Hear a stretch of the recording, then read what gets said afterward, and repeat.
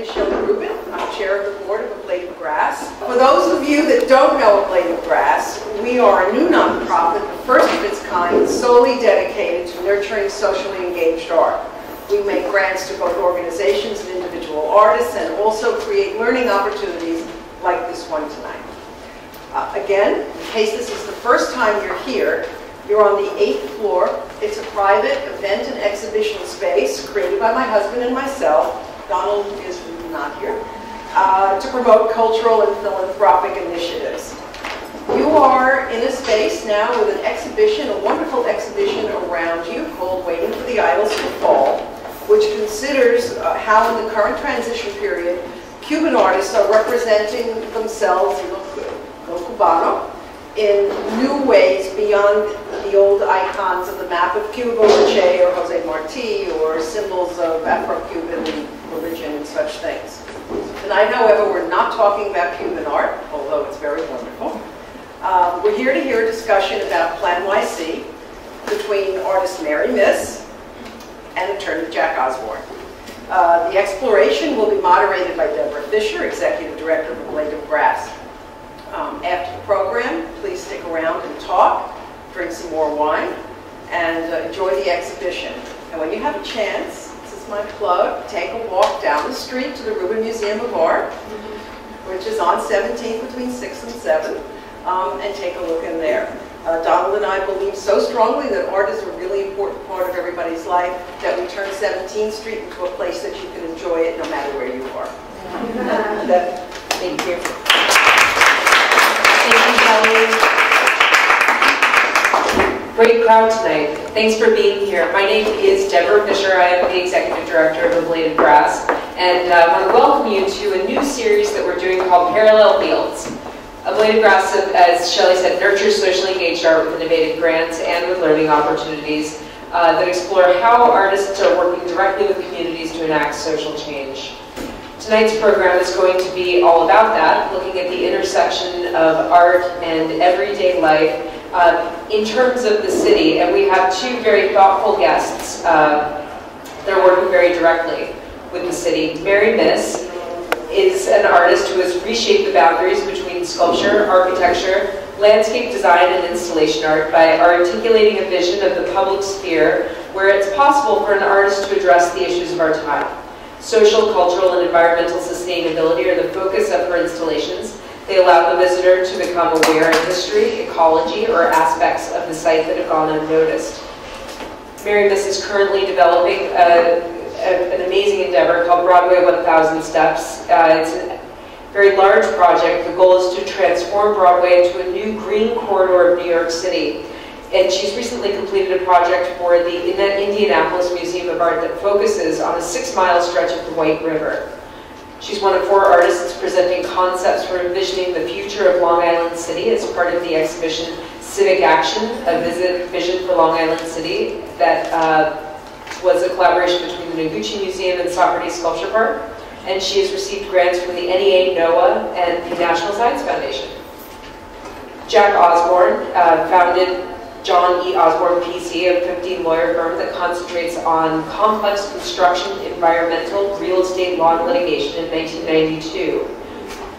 Jack is one of the New York State's premier strategists and problem solvers negotiating contracts and advising companies on business and government relationships and commercial matters.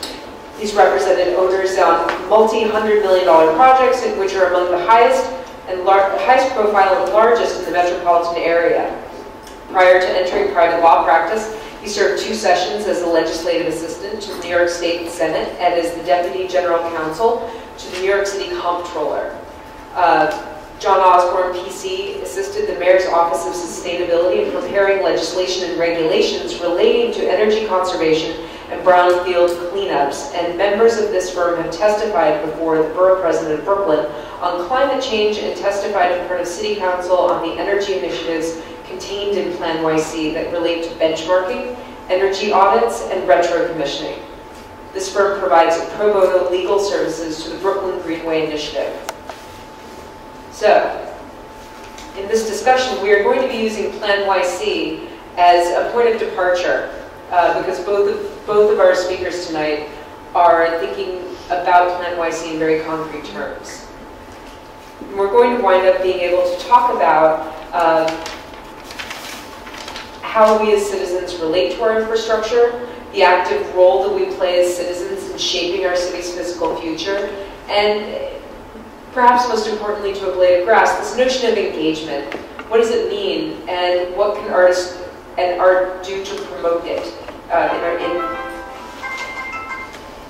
So the first question, just to get everybody on the same page, is what is PlaNYC, right? Is that readable? It's close, okay.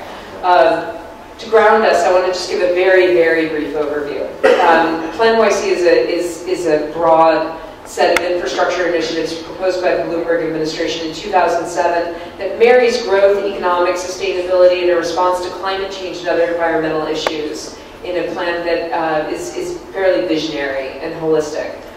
It addresses, as you can see, every aspect of life in the city, from affordable housing, increasing parks and green spaces, ensuring land and water quality, public transportation, energy, and waste. In this context of growth, PlaNYC sets very aggressive sustainability goals for the city.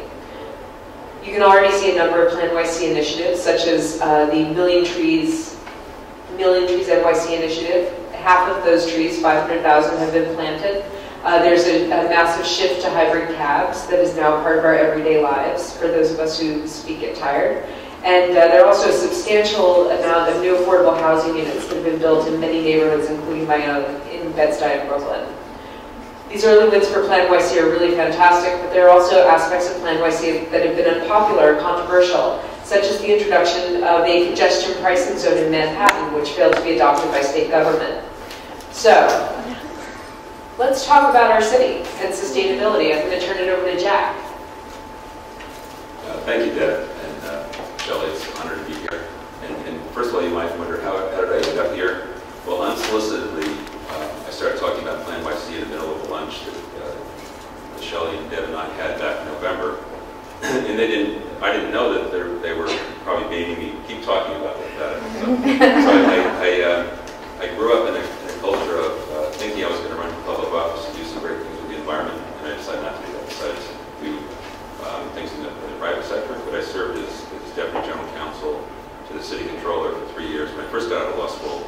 And what I learned is one of the biggest issues in New York City is the environment and how we fund keeping the environment up. And that list that we have up there, whether it's all of the different things which include public space, housing in neighborhoods, brownfields, waterways, water supply, transportation, energy, air quality, solid waste, and climate change, are all things that I realize need funding, and they need a clear mission.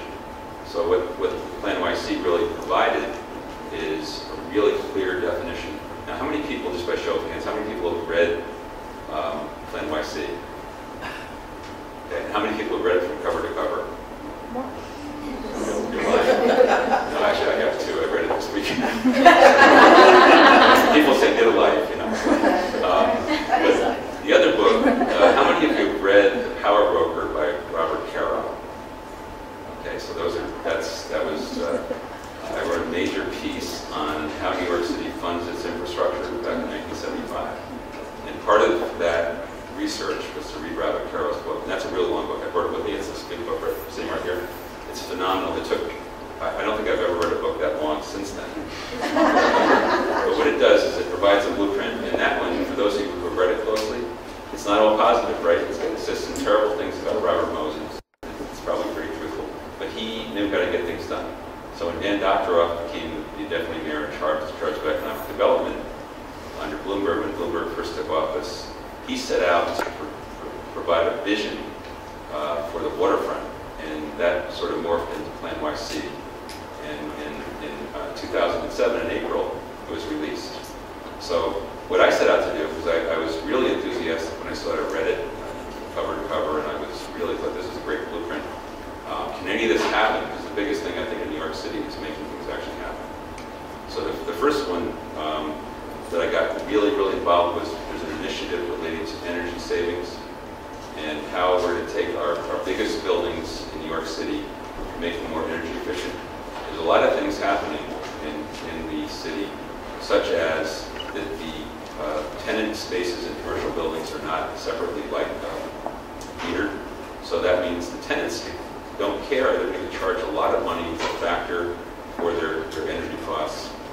And they're going to pay the same amount whether they turn the lights off or on or leave all their heaters on.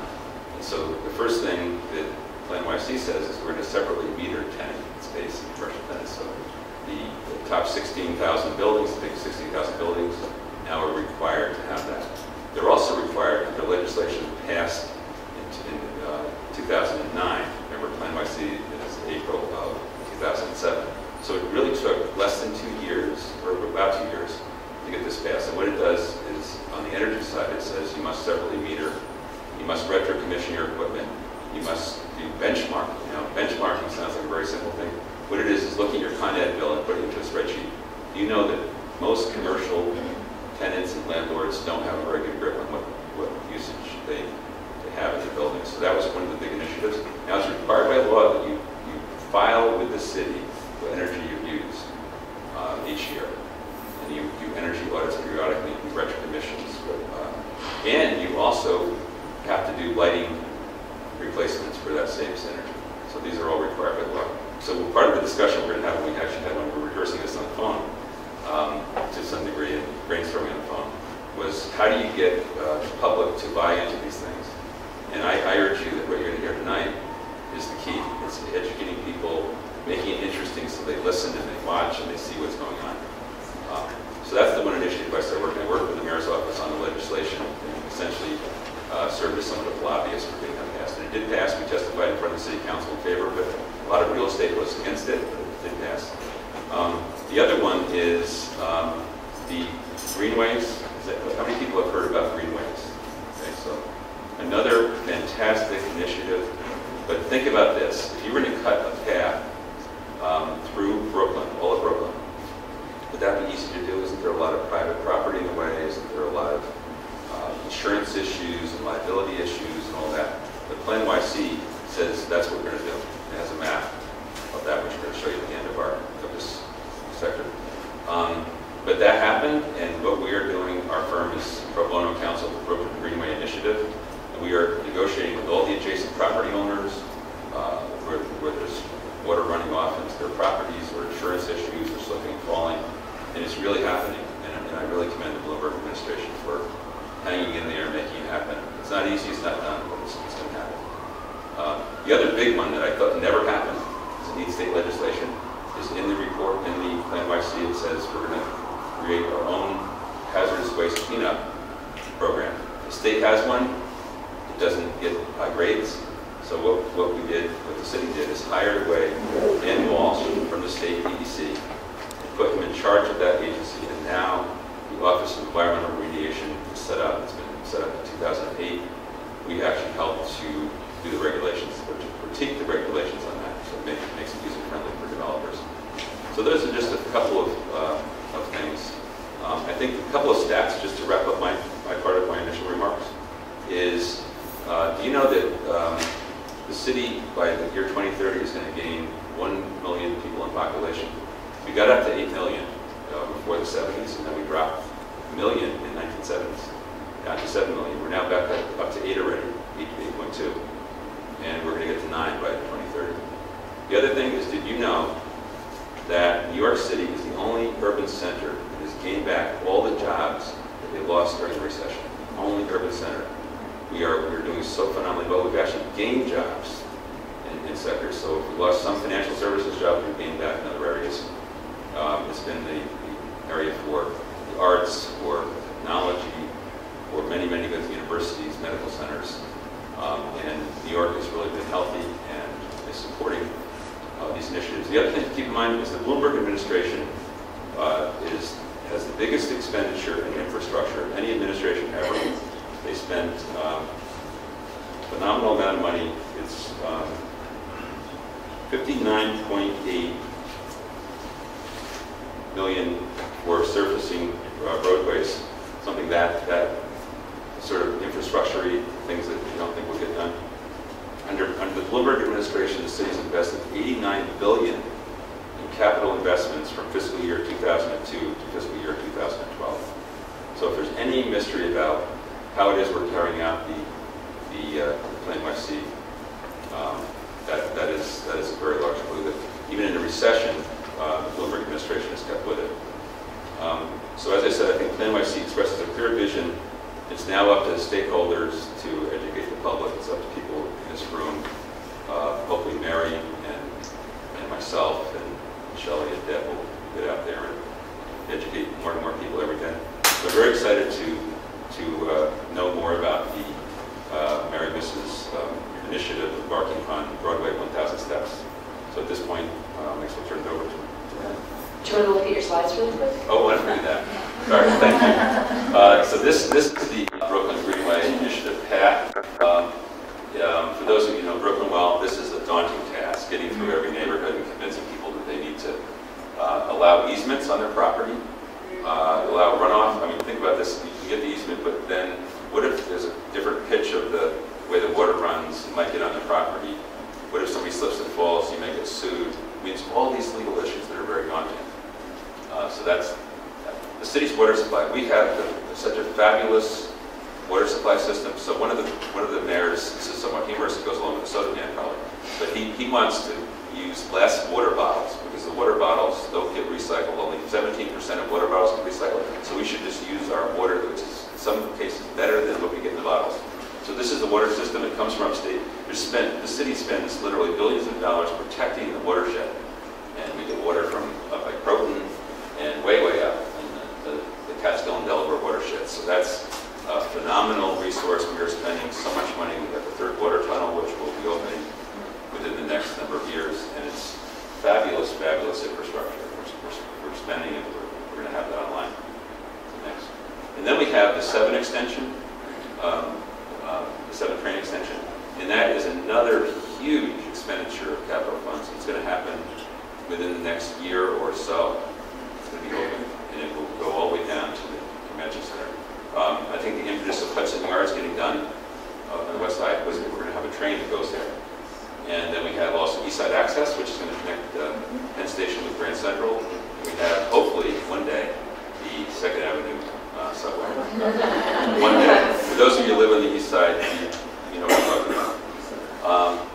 And then East Side Access, which is going to phenomenally open up the different systems to get from Grand Central to Penn Station, which is going to be phenomenal for development. And was that it? Yeah. Good. Well, thank you. Great. Barry? Thank you.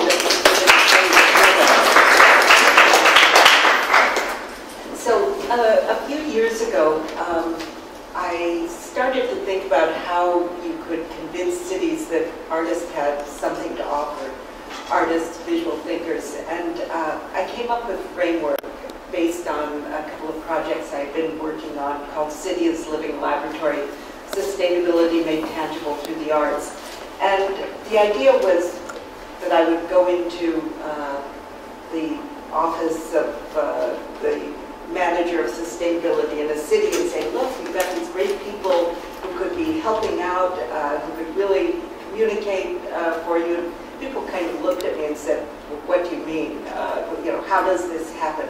But I was saying that, you know, artists would be able to communicate in a much more direct way with having an emotional content, a visceral, physical engagement with issues, and still there was this blank look on people's faces. So I did the project in Indianapolis looking at the 6-mile stretch of river there. And when you see the map of where our water comes from upstate that was being shown, it was just amazing to be in Indianapolis where the water is going straight from the river to the plant, people's taps, and it is not clean water. It's really dirty water. And so I was really, by the end of my stay there and work there, appreciating what's happening in New York City. But I came back to New York after working in Indianapolis. Somebody said, why don't you try and do something here in New York City? Not being Robert Moses, I found that it's really hard to get things done, but I thought I would take this on. And I said, okay, we've looked at the corridor of the river in Indianapolis, and that gave people there some idea of what this City is Living Laboratory is about. But what if we look at a different kind of corridor in New York City and look at Broadway from the tip of Manhattan to the top of the Bronx? It goes through all kinds of corridors or all kinds of neighborhoods, poor neighborhoods, Wall Street. You know, you've got everything along that route. Next slide, please. And so one of the ideas is that the artist would be collaborating with the scientist or historian or whoever the appropriate person is, the engineer, to look at the issues. So it's not just me going off doing a riff on sustainability by myself. So I worked very closely with Eric Sanderson, who did the Manhattan Project, which is a wonderful look at what has shaped this island and made it what it is today, and also Bill Selecki, who's at the Institute for Sustainable Cities at Hunter College. And we took the general themes of PlaNYC and said, how can we get those ideas out on the street? So I spent about a year working with them trying to imagine how we could begin to break these issues down and communicate them. Next slide, please. So the idea is hubs along the corridor of Broadway from, as I said, the tip of Manhattan up to 240th Street. Van Cortlandt Park would be up at the top. And at each of these 20 main hubs, we would be exploring some particular topic. So for instance, at 240th Street, we're looking at the nature of infrastructure because you have Van Cortlandt Park there, this very beautiful park, but underneath it is major infrastructure. Down at Bowling Green, really looking at the waterfront, how it's changed, and how that the land has been expanded down there, looking at flooding in that area. Here we're looking at what we're calling lifelines. Scientists call them ecosystem services, but how everything we do, everything we consume is connected to the rest of the world. So we thought that 23rd Street would just be a great place to do that because of the open views of the city, being able to track water, land, air, and take things back to the beginning. Next, please. So 2.5 years has been spent trying to get permission to do things. What could you put out on the street? What kind of modest element could you use to engage people? And we came up with these convex mirrors on a bright green pole with the idea that you could establish a field on the street that was noticeable in some ways with the poles. And then with the mirror, there's a disc juxtaposed with the mirror that the mirror can focus on something that you're looking at. And then on the reverse side of the disc, you can be told something about that piece of infrastructure or something that's appearing there. Next, please. So we were lucky enough to get a National Science Foundation grant to do a test a couple of years ago, or I guess it was just a year ago now, at 137th Street. We learned about how we're going to be communicating, what's too much information. One of the things we did at that site is we were looking at all the issues of PlaNYC in one location was too overwhelming. So what we're going to be doing is really breaking the topics down and looking at specific aspects of the plan as you go up and down the corridor. The media platform is really an important part of this. As we did it at 137th Street, there was a dial-up that you could call and call up a number and hear something more about what it is that was being pointed out to you there. But also, as we've thought about this, we really we can only do up to 20 sites if we were lucky. We're still working our way through DOT and permissions and Parks Department. So we thought, okay, what's another way to get people to explore the corridor if we can't do all of those sites? So we've been working with a game designer to find ways to get people to want to explore that whole corridor. The other thing we're doing is working with other scientists at City College, Charles Borish Marty at City College, with an app that's going to be looking at equivalencies. So can you start relating information to things people can relate to in their own lives? If you're focusing on the Shake Shack, you might be able to tell people that it takes 365 gallons of water to get that hamburger in your hand. Or look at the Empire State Building and say, how many floors do you think account for the fresh water that's available if the Empire State Building represents all the water on Earth? Turns out it's the thickness of a penny. So we're going to be coming up with, many different kinds of equivalencies for the whole corridor as we're doing this. I must say the main idea here is to try and get these issues that DOT, city planning, all of the departments, design and construction, the Mayor's Office for Long-Term Planning and Sustainability, these people have worked really hard to put PlaNYC together and its next version, which came out this past year. But how do you get people really to relate to this at all, to engage with it at all? We know from the recent experience that we've had with Hurricane Sandy, you can tell people things, but if they don't have an immediate experience within their memory of that event or that thing you're telling them about, or some direct way to relate to it, it just goes over people's heads. So what we're trying to do is come up with ways to begin to engage people in a more visceral way. Next image here. One of the things we did was to ask another artist, Heather Hart, to do a project.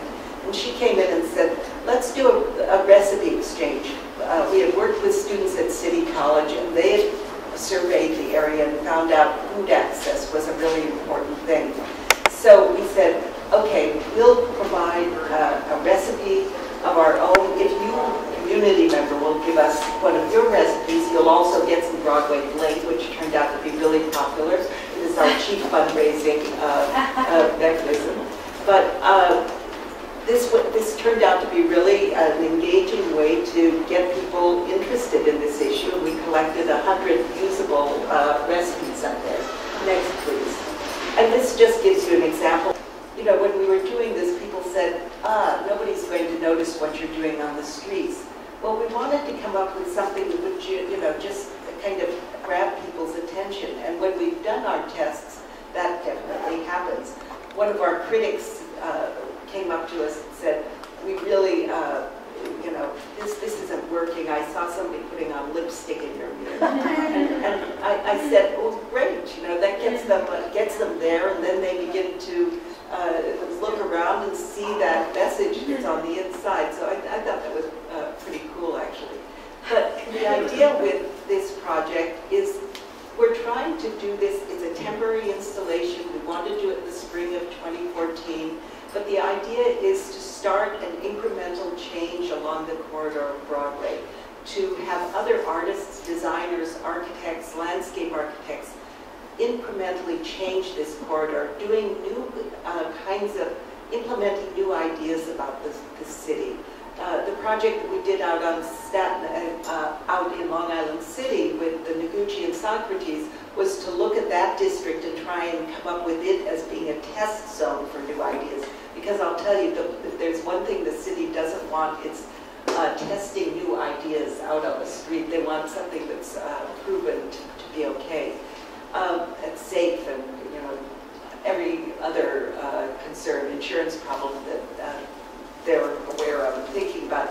Anyway, this is just a brief description of the project. There's an exhibition right now at the Center for Architecture down on LaGuardia Place. We've worked with a couple hundred students at 7 universities to help us research these sites, decide what we need to focus on. So it's just the start of something that's a very big and complex initiative that only crazy people, take on trying to do something like this. But I think it's worthwhile trying to get this information out there. Great. Well, thanks for both of your introductions. Let's have a conversation.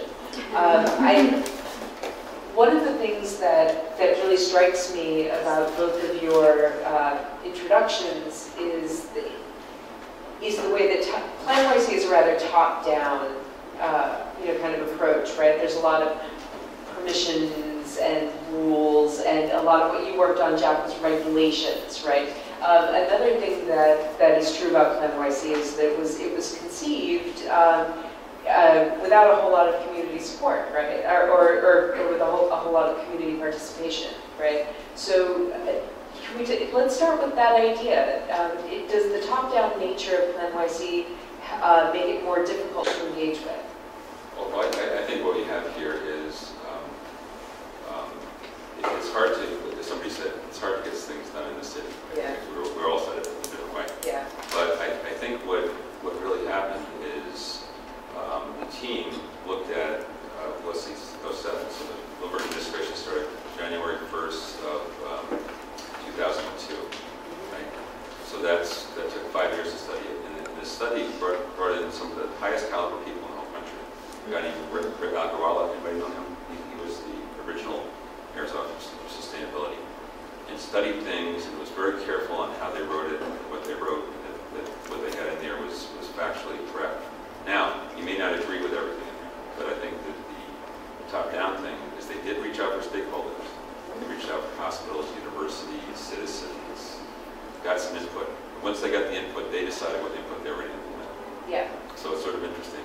But I harken back to January 23rd of 2007, which was about 4 months before PlaNYC was released, and there was a major Cranes article that said, developers won't buy this LEED stuff. Big headline, right? And that day, I moderated a panel discussion for a real estate group, and on it was Tishman Speyer and Brian Schregerl from the Hearst organization, talking about the Hearst building. And Tishman Speyer, for those of you who don't know them, is a hard-nosed developer that knows what they're doing, and they wouldn't do it if it was not going to be cost-effective. But they said, you know what, let's embrace this, let's get it done, let's figure out a way to do it. And so from that day, that was January of 07, when the developers were Cranes saying they'll never do it in a million years. That same day, we started that initiative, and then 3 months later, or 4 months later, you had PlaNYC. And I think the public has caught up. I also teach a course at NYU. It's called the Dollars and Cents of Designing Green. It's for architects, but in the very beginning, when I first started teaching in 2005, people were hostile about it. It's going to cost more money. How can we build things if we have to do all this, sustainable materials? And by the time the last class I taught was probably 2011, because we've gone on to another course. But every year I teach it, you get a little less resistance. Yeah. And so some of it is what Mary's saying, is people started understanding it. Once they start understanding it, whether it's putting one of the displays up so they read about just a little snippet, or the thing where they had the cows in the street, or I don't know if you saw Madison Square Park had the statues that were anchored on buildings. Did anybody see that, where they had the statues on buildings on the art? Yeah. What would happen, as with your initiatives, is that once people start talking, they go, what is this about? Why is this important? And they engage with each other.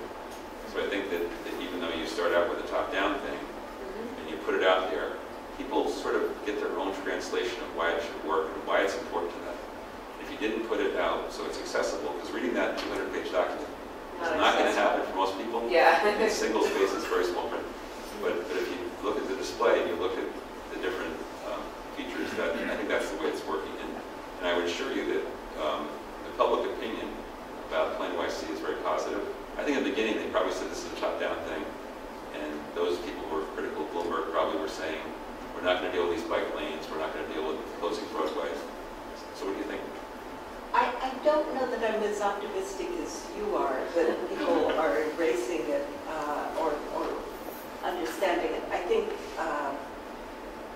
there are really important steps that have been made forward, but I think people are too busy, that lives are too complicated to embrace these issues seriously until they begin to make sense, to reverberate in some personal way. And I think that's what we're trying to figure out how to do, and I'm not sure we've figured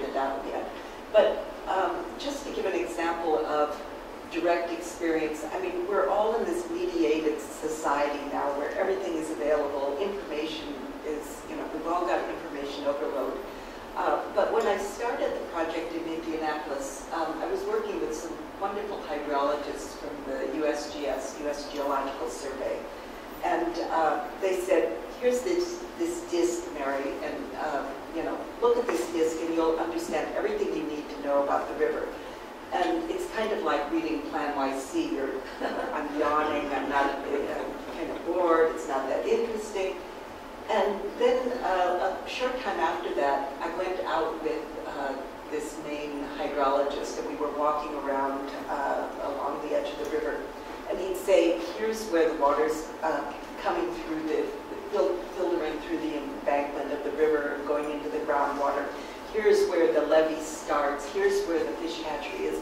It was so engaging to have this as a direct, real experience or content. So what I ended up doing was recording somebody telling about that fish hatchery or whatever it was right on the spot. You could dial up and listen to that. So there was an intimate engagement with the place that I think changed people's perception. So I guess the thing that I'm really interested in is how we can create more intimate maps of the city for individuals so that they can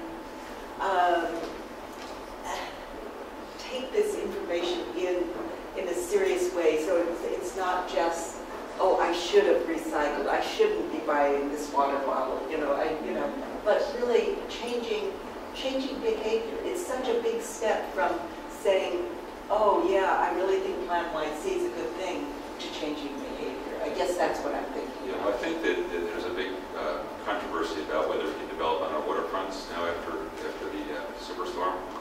And I think that the public education can be advanced by creating a model where you see that Pearl Street is where the East River used to, and that was where the bank was. And on the west side, of course, the landfill from the World Trade Towers was how we built the World Financial Center. So I think if we realize how close we were to sea level, how many people live close to sea level, there's a phenomenal number of people who live very close to sea level in New York City.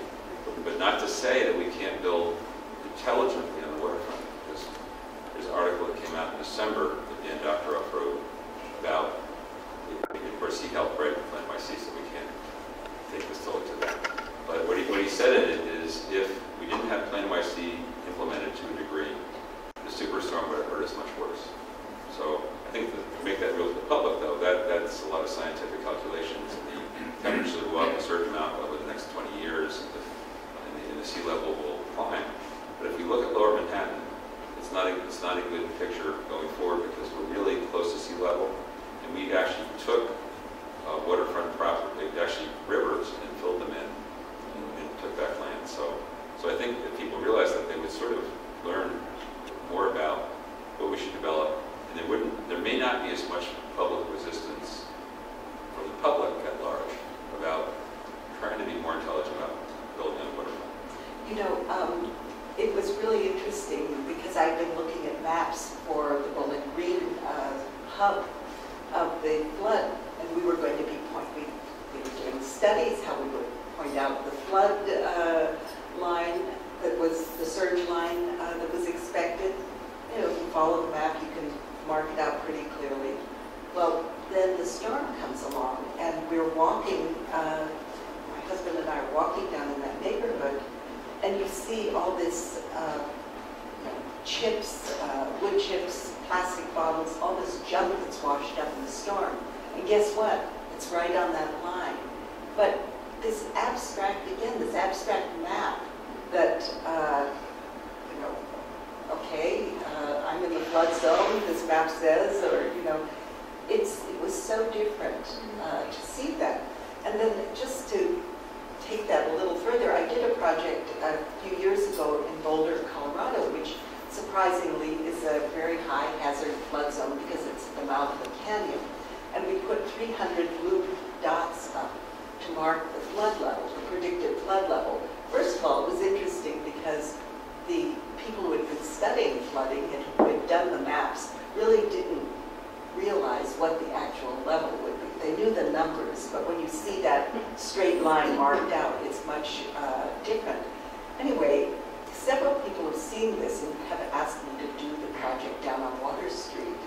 and front. And, you know, it's a hard thing because businesses are trying to recover. I suggested that, and they said that we'd have the real estate values. So, yeah. I really, the modeling of that is scary. Well, that's interesting because I think that one of the things that both of you are really talking a lot about at the same time is the difference between having an experiential understanding of these ideas, right, about climate change, for example, or flooding, and a kind of abstract idea that's based on things like expectations or real estate values or guilt, right? You know, so I mean, how do we get to a place where we're all touching these ideas? Well, I guess create a win-win. You know, there's a lot of these initiatives. If you look at them, are pretty cost-effective, like energy savings. You know, of course, forcing people to do anything in this city is hard. Like I said, with metering and all that, it's some expense. But I think that if you could have a building that costs you less to run every year at a landlord level, because you have less energy costs, eventually that flows down and that creates more capital. So I think that a lot of these things really are, and actually PlaNYC does make this case. It says, how do we fund transit? Well, of course, what they suggest is congestion pricing. And that's how we're going to come up with phenomenal amounts of money to run transit. And they actually complained, the update we were talking about, the 2011 update, they actually complained that the legislature wouldn't let them do it. So, yeah. But there's so many things that the water conservation, we actually have reduced our water consumption since PlaNYC by a very significant number. It's above 10%. So how have we done that? It's because of how we think. It's not because we have 75 to 80% of our buildings are existing. Will still be the buildings that are here in 2030. So how do you save energy? How do you conserve water? Now, by conserving water, you can avoid putting holding tanks in Queens. It costs the city billions of dollars because we conserve 25% water. We don't have to build any more tanks. We don't have to raise our wastewater plants put them on stilts essentially, billions of dollars of stilts, because we're going to conserve the amount of water that we in the combined sewer we have. We combine stormwater and sewerage into the same pipes to get rid of it, so it goes in. But every time it rains more than an inch, we pump raw sewage into the harbor, into each of the rivers in the harbor, because we can't sustain it. But if we spent billions of dollars rebuilding wastewater plants, because we couldn't reduce our consumption. So I think it has to be a win-win. The case is made. It's like you were saying, though. It's so esoteric that getting the public to understand that. The public doesn't want to hear that we violate the Clean Water Act every time it rains an inch. We dump raw sewage. So that's not the way to put it. Right. But I think that you got to figure out if we drank water out of the taps rather than having water bottles, we would save XYZ millions or hundreds of millions of dollars over a 10-year period. That somehow, if the business community understands these things, which they're starting to, because all of the big water companies are now starting to understand recycling. So one of them hired one of my colleagues who has studied all 50 states in recycling, and how much water conservation was saved. So I think if we can make it real, but it has to be tangible, it has to be bottom line, or else the business community will resist it. I think this thing of making it tangible, of course, is what I'm interested in, but the thing that I'm imagining is one of the biggest initiatives in PlaNYC has been converting boilers in buildings throughout the city so that they use cleaner fuel, that they burn more efficiently. And there's been great progress as there has with other. But that's like, the boiler, am I interested in that? But I think there would be ways to get people interested. And, if there's a LEED certified building, let people know that there's a LEED certified building.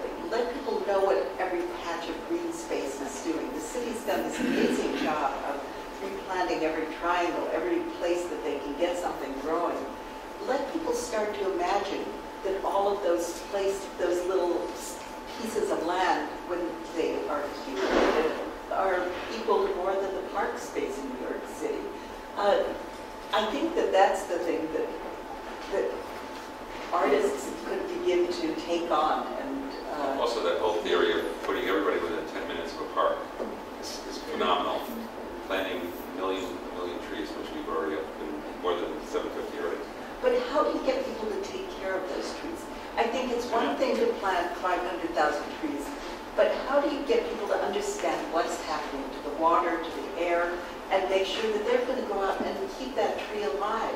Yeah. That's the one, I think this is like the really big thing. It's just wasted resources if we don't get that engagement really Stewardship. in an immediate way. It really is teaching our... I have questions about this because the neighborhood where I live in Bed-Stuy in Brooklyn, right, was a huge tree planting area, and it's also an area where a lot of micro parks and little green areas have sprung up.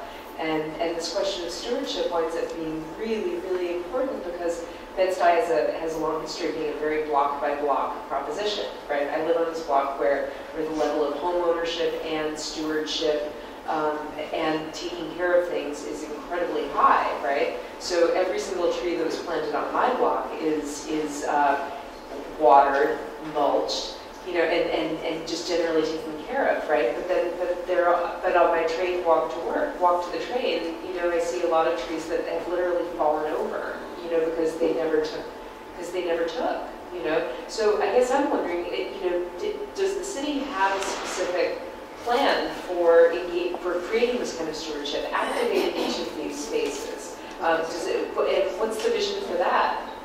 I think in the face of budget cuts and so on, it's phenomenal that we're doing as well as we're doing with that. I guess my concern is very simple. If the current mayor leaves office, what comes next? Because when you cut budgets, you're cutting teachers and you're cutting firemen. Where are you going to boil the trees? And I worry about that. Yeah, Mary, what I'm hearing is that a lot of what you're talking about is ways to create that kind of engagement at a community-based level with citizens. Right, and I know that one of the things we think about a lot, first of all, the project we want to do is supposed to happen in the spring of 2014. Who is that we're working with? So find the right candidate, right? That's a big question. But I think as we've started to try and imagine how this, well, first of all, let me say, I look back to the grid starting out in 1811 and being basically accomplished within 50 years to a tremendous extent. That nobody stopped that from moving forward. It's kind of, if you consider cities and how they work today, it's like, you know, or imagining how Moses got things done. So we're trying to imagine, okay, we've got this great idea. Let's make the corridor of Broadway, the green corridor, where you get to see new ideas about sustainability. But who's going to do this? I mean, we don't know who the next mayor is going to be. So the thing we've been talking about is how can we organize a network of institutions, schools, community groups, bids, community boards. How can you activate that network to carry these ideas forward? I frankly don't know how to do it. And this semester we're working with this group of students at Columbia University who are fourth-year students in sustainable development. And that we're acting as we are their clients, and they're studying for us how we could establish a network like this, where new ideas could be shared. You know, people come up with a new way of thinking about composting. Let's share it along the corridor. So how to make this a sustainable idea is something that we're really trying to deal with. I think the kind of stewardship that this administration has shown, it's a legacy thing since from the beginning. And I suppose what my thinking is some method of public-private partnerships so that the major stakeholders here, whether it's large developers or corporations who are going to be housed here, have their prime staff here, want to have a place that has trees and has parks, and has schools, all that. But I think it has to be largely coming from bids from the private sector, from business. But it's hard because get up on the northern part of Broadway and you don't have that kind of support. There aren't bids up there. There aren't corporations that are, you know, establishing themselves there. You go out into Bed-Stuy or other neighborhoods, and what you really want to imagine is something that's going to work all over the city where there isn't that kind of support structure. It's great where it can happen. You know, it's great where it's available to have that model, but is there some way to come up with another strategy for areas that don't have that? But I think think the model here has been that the city will do a lot of infrastructure things, with the trees, everything, funding it, maintaining it, and probably as stakeholders in that cause, corporations, the interested citizens have to really weigh in when they pick the next mayor, the next controller, whoever controls the public first, and then whoever has creative ideas about how to get the private sector to engage with the public sector.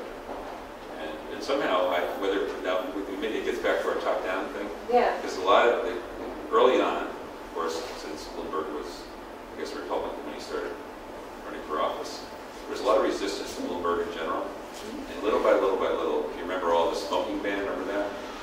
We have a number of restaurant bar owners, and they really rubbed in arms. How could you do this? Now they're the biggest fans. So how do you get the next, whoever becomes the next mayor, to really shepherd this? Is this something that's on the checklist when they do a mayoral debate? Is this even on the checklist? Because that document, have the mayoral candidates read it? What's their report card? It's pretty extreme because it covers infrastructure, it covers Sandy, it covers water supply, it covers just the parkland.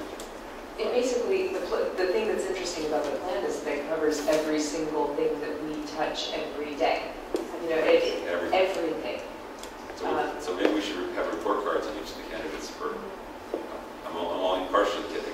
I don't think you should be kidding. Yeah. I really think that's important. But I think when we talk about this bottom up, one of the important things about engaging people with these issues is that it motivates them to demand this of the people that are being elected.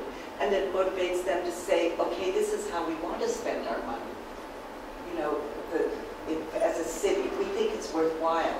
But you have to get people thinking it's worthwhile for this to happen. Well, I think part of it is to build it and they will come thing, because I see more success. I see some of the waterfront development, some of the, like the park along the west side, all up and down the Hudson. I see things that are visible, and it makes people encouraged to do other things. Whereas maybe it was a touch of a Robert Moses thing, I don't know, but there's something to what good Robert Moses to the plan. Right, the good Robert Moses. We coined a new phrase. If you want to know about that, just read the book, because there's some bad things in it. But I really think, though, that it has to be somebody tough enough to make it happen.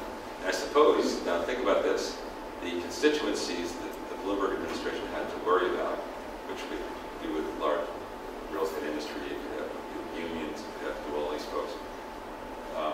He sort of just didn't take a vote of all the stakeholders. Right. So he overrode it. If he got a veto power. So the question is the next mayor is going to probably be publicly funded, because they don't have $100 million laying around. Right. So will those constituencies hold things up? Like, for instance, if you want to publicly bid something, you need to do it a certain way. It's very constraining. This administration found some ways to get around that with privatization and so on and so on and so on. Will we be able to do all those things with a mayor that doesn't have that independence? I don't know. And I guess the thing I would just like to circle around to is that I think that artists, architects, landscape architects,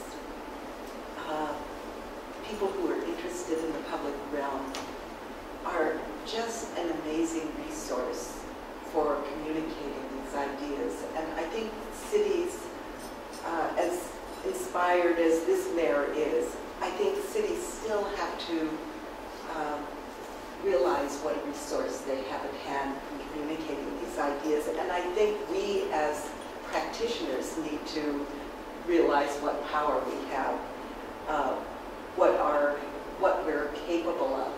I think we don't take ourselves seriously enough sometimes, but I think my whole initiative started out from having been seen as the cream puff, for too long.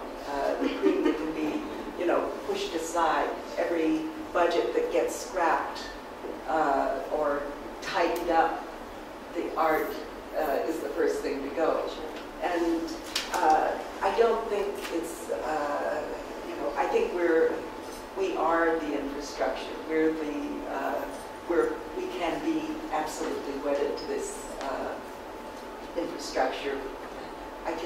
staying in the studio might be a nice choice as well, but sometimes I wish that's where I was, but around on the streets. That's a fantastic segue, actually, because we have this room full of citizens, artists, architects, planners. We need to take some questions from the audience.